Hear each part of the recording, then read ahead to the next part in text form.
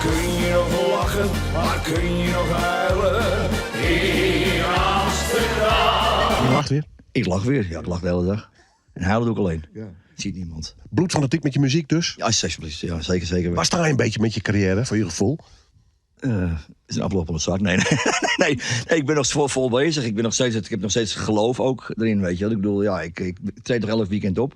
En doe ik al bijna 40 jaar. Dus ja, Wat een tijd, hè? Ja, het gaat heel snel. Ja. Ik zat er van de week aan te denken. Toen was ik in mijn eentje. Die heb ik niet gehaald hoor. Maar toen zat ik echt aan te denken. Maar god, en nu ook een oude lul. Dan ga ik terugdenken aan vroeger. Die liefde